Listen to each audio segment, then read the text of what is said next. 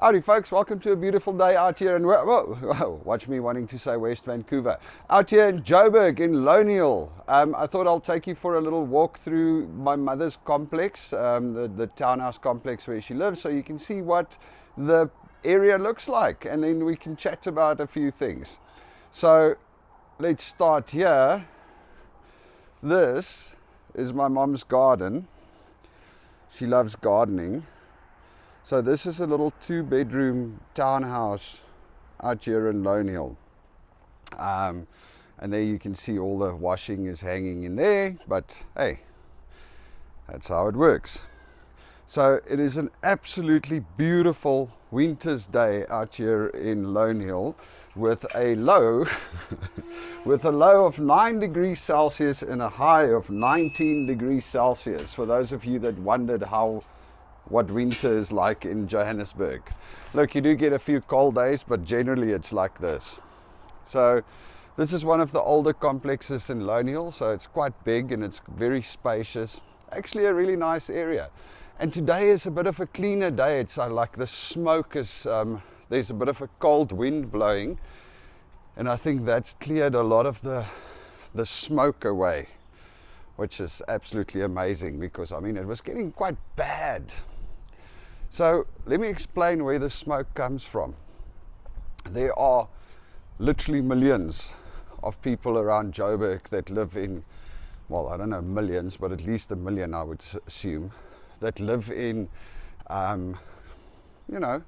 squatter camps and informal settlements and places. And now when we talk about that, those are people that live without homes, without access to electricity, without access to running water, without access to really anything. So it's little, not tents, they build shelters from anything, all kinds of stuff. And those people burn stuff to stay warm at night.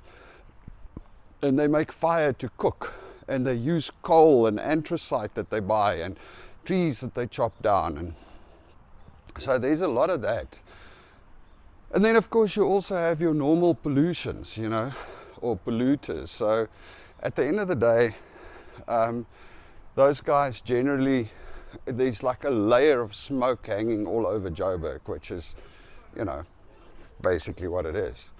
I mean, it was literally so bad this last few days that when I blow my nose at night, there's like black stuff coming out. The World Health Organization put a thing out that said you should be wearing a mask when you go outside. But today it looks a lot clearer. When you drive, you can hardly see stuff a couple of kilometers away. But today is a beautiful high-veld winter's day. So high-veld is, for those in Canada, high-veld is what we call Gauteng area. It's the high veld, it's higher elevation above sea level pretty much. And I'm in Lonial, which is in Fourways in Johannesburg. So now this is, like I said, one of the older complexes around, which is still very spacious. There's 2-bedroom, 3-bedroom units. It's a very spacious complex with lots of open space. Used to be mostly old people that live here, and lately apparently there's a lot of families moving in purely because of all the open space. Now in South Africa, that's where you want to live, in one of these security complexes. Before we left South Africa, we lived in a normal house in a neighborhood, and the issue was that's where you have security issues. With these security complexes, and look at all the open space there. With these security complexes, you obviously have beautiful fences and security and guards, not armed guards patrolling. You've got a gate access control. So it keeps it a lot safer and more secure. Although I have to say that I keep on saying this is one of the older complexes, and that's why it's got so much space. When you go to some of the newer complexes, it becomes very much, morning, it becomes very much tighter, a lot less open space, put it that way. They stack them quite close, which is why this one is still one of the better ones. Although the thing is, with these complexes, remember I spoke about the squatters, or the people that, you know, just kind of live everywhere, the informal settlements. So basically what that means is people start just building these little shelters or shacks on any open piece of land they can find. And that is a bit of a problem, because even areas around here, remember, a lot of those people that are living in those shelters, in those informal settlements, they're actually people that work. They've got jobs. They just cannot afford homes. You know, in Vancouver, we talk about those parks and the guys living on the street. Now, while in Vancouver, you're talking mostly about, I mean, the homeless in Vancouver are mostly the addicts and guys like that. And there's a few of them. In South Africa or in Joburg, you have millions, hundreds of thousands or millions of them. I mean, there's a lot of people. And they are not drug addicts. They're just purely people that can't afford a house or can't afford a place to live. And that is, you know, it's sad and it's scary and it's not ideal, obviously. Anyway, I digress. What I wanted to say was, so a lot of those people actually have jobs and they work, yet they still live in these informal shacks. And then what happens is they want to move closer to where they work, and they find open pieces of land. And once again, that's not, I mean, nothing goes for everybody, but they would find open pieces of land and they would set up these little shelters and they would live there. Just anybody's land or any land. So just over there, about, I guess about 600 meters away, there's a giant affordable, or a giant informal settlement. The guys just moved it, some dude that lives overseas, and he had that piece of land, and they pretty much just invaded it, and moved in. And now there's thousands of people living there in their little shelters, and nobody can get them out.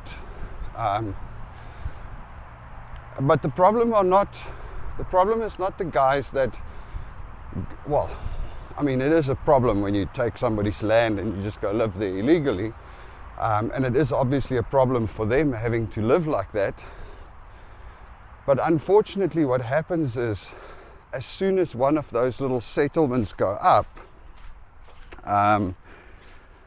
you have the riffraff moving in. You know, you have the criminals moving in. And you have the not so cool people also moving in and setting up shop in there.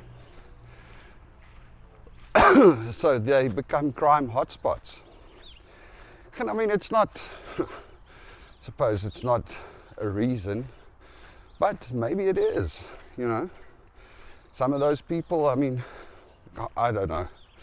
If I was really, really hungry and I don't have food and I had no other options and I had no other avenues, I would probably steal too, I guess. I mean, I'm pretty sure I would try to do something else like a lot of these people do.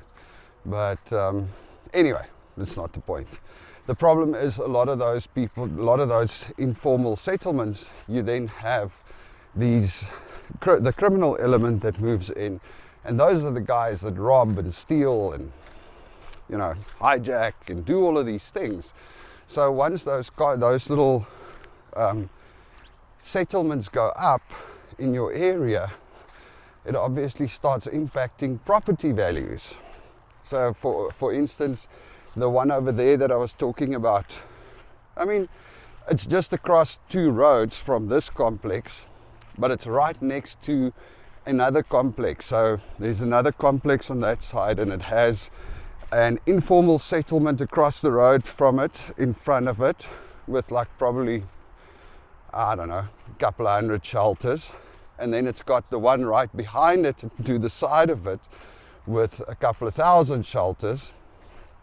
I mean, the value of those properties has fallen to the point that they can't get them sold, they can't get them rented out.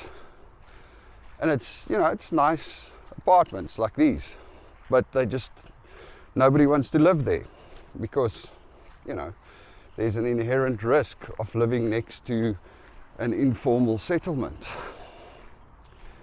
And it is what it is. I mean, you can argue and you can come up with solutions as much as you want.